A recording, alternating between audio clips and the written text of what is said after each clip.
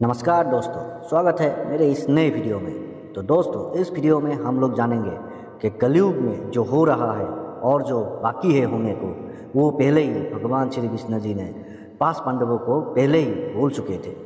उसको पता था कि कलयुग में क्या होगा, मनुष्य अपने ही गलती के कारण क्या क्या खोएगा और अपने ही गलती के कारण क्या क्या पापों में गिर जाएगा। ये सब कृष्ण को पहले ही पता था, भगवान श्री कृष्ण को। तो दोस्तों, आइए जानते हैं कि भगवान श्री कृष्ण ने पांडवों को क्या कहा था कि कलयुग में क्या होगा। तो उससे पहले अगर आप लोग मेरे चैनल पे नए हैं तो सब्सक्राइब कीजिए, वीडियो को अगर अच्छा लगे तो लाइक कर दीजिएगा। तो आइए आरंभ करते हैं। ये कथा महाभारत काल की है, जब पांडवों के मन में कलयुग के बारे में जानने की जिज्ञासा उत्पन्न हो रही थी। उन्होंने भगवान श्री कृष्ण से प्रश्न किया कि प्रभु, द्वापर युग समाप्ति की ओर अग्रसर है, तो हमारे मन में आने वाले युग कलयुग को जानने की प्रबल जिज्ञासा उत्पन्न हो रही है। कृपया करके हमें कलयुग के बारे में विस्तार से बताएं। पांडवों का यह प्रश्न सुनने के बाद भगवान श्री कृष्ण ने पांडवों की ओर मुस्कुराते हुए देखा और कहने लगे कि इस प्रश्न का उत्तर तो मैं तुम्हें अवश्य दूंगा, किंतु उससे पहले तुम पांचों भाइयों को जंगल में अलग अलग दिशाओं में जाना होगा और जो भी तुम्हें सबसे पहले दिखे उसे मुझे आकर विस्तार से बताना होगा। यह सुनकर पांडव भगवान श्री कृष्ण से आज्ञा लेकर जंगल में अलग अलग दिशाओं में चले गए। कुछ समय पश्चात पांडव जंगल से वापस आ गए। उनके चेहरे पर प्रश्न चिन्ह साफ दिखाई पड़ रहे थे। उनके चेहरे देखने के बाद श्री कृष्ण ने कहा, अब मैं तुम्हें कलयुग के 5 सत्य बताऊंगा।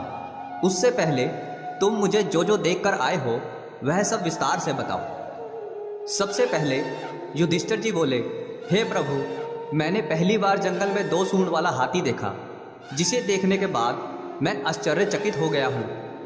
कृपया मुझे इस विचित्र हाथी के बारे में बताने का कष्ट करें।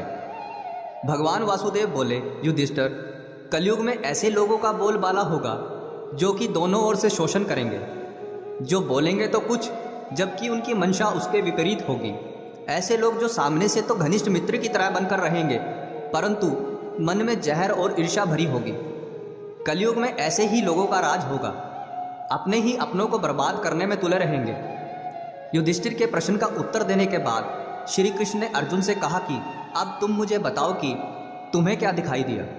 अर्जुन ने बताया कि उन्होंने एक विचित्र पक्षी देखा, जिसके पंखों पर वेद रचाएं लिखी हुई थी, किंतु वो एक मुर्दे के मांस का सेवन कर रहा था, जिसे देखकर मैं आश्चर्यचकित रह गया।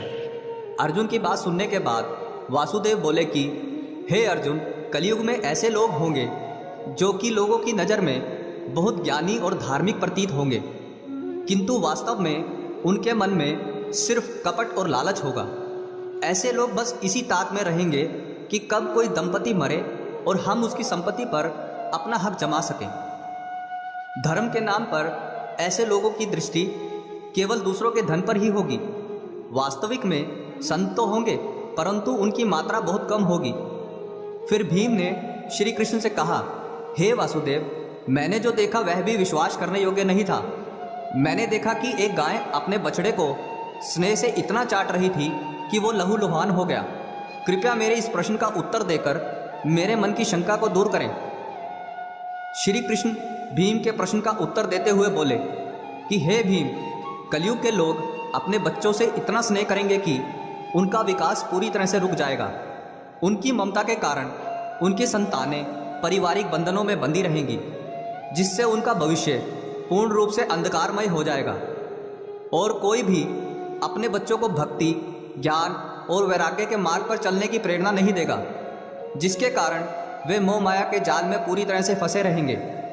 भीम के प्रश्न का उत्तर सुनने के बाद नकुल भगवान श्री कृष्ण से बोले, हे माधव, मैंने देखा कि एक बहुत बड़ी शिला पहाड़ से नीचे की ओर तेजी से आ रही थी।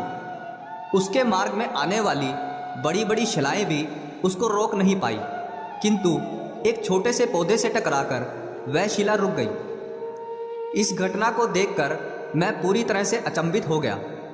कृपया मुझे भी इस बात का उत्तर दीजिए कि कैसे जिस शिला को बड़ी बड़ी शिलाएं नहीं रोक पाई, उसे एक छोटे से पौधे ने रोक दिया। भगवान केशव नकुल को जवाब देते हुए बोले, हे नकुल, कलयुग में जब मनुष्य अपने पतन की तरफ अग्रसर होगा, तब उसके पतन को उसके द्वारा इकट्ठा किया हुआ धन या बड़े से बड़ा सत्ता रूपी वृक्ष नहीं रोक पाएंगे, किंतु हरि नाम से उत्पन्न हुआ छोटा सा पौधा ही उसके पतन से उसका उद्धार करेगा। इसलिए कलयुग में मनुष्य के लिए पतन से बचने का सिर्फ एक ही उपाय है, हरि नाम कीर्तन। इसके पश्चात सहदेव ने प्रश्न किया कि हे वासुदेव, मैंने जंगल में एक स्थान पर बहुत सारे कुएं देखे जो कि जल से भरे हुए थे, किंतु उसके मध्य में एक कुआं था जो कि सबसे गहरा और सूखा हुआ था। प्रभु, ये कैसे संभव हो सकता है कि जल से भरे हुए कुओं के मध्य में एक खाली कुआं हो? भगवान कृष्ण बोले, हे सहदेव, कलयुग में मनुष्य धन से जितना भी परिपूर्ण क्यों ना हो, फिर भी वह किसी जरूरतमंद की मदद नहीं करेगा। वह अपने छोटे छोटे आयोजनों में तो दिखावा करने के लिए जरूरत से ज़्यादा धन बर्बाद कर देगा, किंतु अपने आसपास रहने वाले जरूरतमंद की सहायता करने में उसकी कोई रुचि नहीं होगी। धनवान व्यक्ति गरीब व्यक्तियों का उपहास तो करेंगे, किंतु उसकी मदद कभी नहीं करेंगे, चाहे वो उनके सगे संबंधी ही क्यों ना हो। कलयुग में कहीं तो अन्न ज़्यादा होने की वजह से सड़ रहा होगा और कहीं मनुष्य भूख से मर रहा होगा। इसलिए सहदेव, तुम्हें जल से भरे हुए कुएं यानी धनवान लोगों के बीच सूखा हुआ कुआं यानी जरूरतमंद गरीब दिखाई दिया। और सहदेव, कलयुग में जो जरूरतमंद की सहायता करने के लिए रुचि रखेगा, उसके ऊपर परमात्मा का आशीर्वाद सदैव बना रहेगा और वह कलयुग के प्रभाव से भी बचा रहेगा। यह वो कलयुग के 5 सत्य हैं जो भगवान श्री कृष्ण ने पांडवों को महाभारत काल में ही बता दिए थे और ये आज के समय में पूर्ण रूप से सत्य सिद्ध हो रहे हैं।